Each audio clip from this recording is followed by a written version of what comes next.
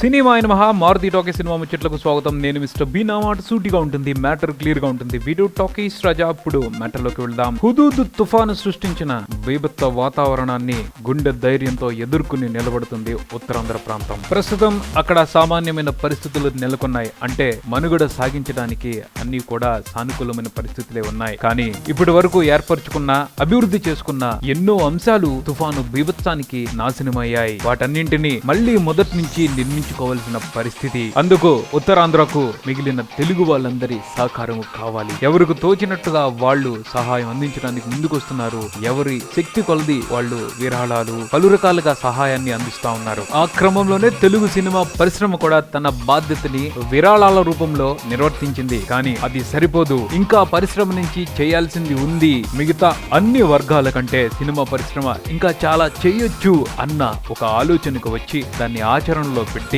వైజాగ్ కు చేయూతనందించడానికి ఒక వినూత్నమైన కార్యక్రమాన్ని ముందుకు తీసుకొచ్చింది తెలుగు సినిమా పరిశ్రమ.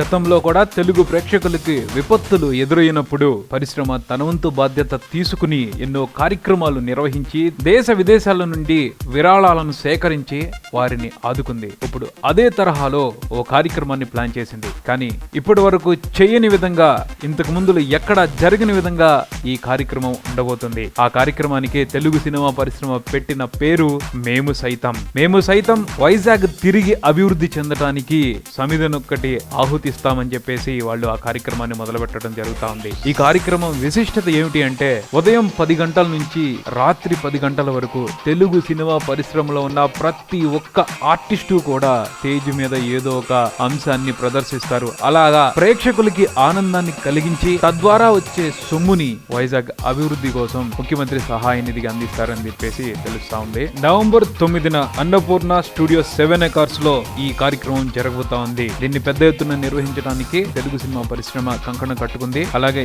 ఈ కార్యక్రమం యొక్క విశిష్టతను చూసి టీవీ ఛానల్స్ అన్ని కూడా పోటీ పడుతున్నాయని తెలుస్తా ఉంది. అధిక మొత్తం చెల్లించి ఆ కార్యక్రమం యొక్క రైట్స్ ని వాళ్ళు చేజెక్కించుకోవడం కోసం, అలాగే స్పాన్సర్స్ కూడా ఈ కార్యక్రమంలో పాల్గొనడం కోసం చాలా ఉత్సాహాన్ని ప్రదర్శిస్తున్నారని తెలుస్తా ఉంది. ఈ కార్యక్రమం ద్వారా 10 కోట్లకు తక్కువ కాకుండా అమౌంట్ ని గ్యాదర్ చేసే విధంగా కమిటీ ప్లాన్ చేసినట్టు తెలుస్తా ఉంది. ఇదిలా ఉంటే ఈ కార్యక్రమంలో తెలుగు సినిమా పరిశ్రమతో సంబంధం ఉన్న ప్రతి ఒక్క ఆర్టిస్టు తన టాలెంట్ ని ఇక్కడ ప్రదర్శిస్తారు.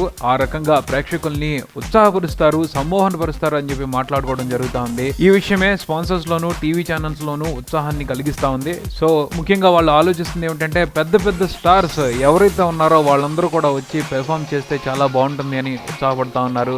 ముఖ్యంగా పవన్ కళ్యాణ్, మహేష్ బాబు ఎప్పుడు కూడా స్టేజ్ మీద పెర్ఫార్మెన్స్ చేయడానికి పెద్దగా ఆసక్తి కనబరచరు. కానీ వైజాగ్ సంక్షేమాన్ని కాంక్షించి వారు కూడా స్టేజ్ ఎక్కితే చాలా బాగుంటుందని అందరూ అభిప్రాయపడుతున్నారు. మరి ఈ విశేషం ఈ మేము సైతం కార్యక్రమంలో చోటు చేసుకుంటుందా? చూడాలి అని చెప్పేసే పవన్ అభిమానులు, మహేష్ అభిమానులు మహా ఉత్సాహంగా ఉన్నారు. చూద్దాం మరి వారి కోరికల్ని పవన్ కళ్యాణ్, మహేష్ బాబు నెరవేరుస్తారో లేదో. ఇది బుల్టన్. మరో బుల్టన్ తో మళ్ళీ కలుద్దాం. Keep watching Maruthi Talkies. For me Mister B and Talkies Raja. Thank you.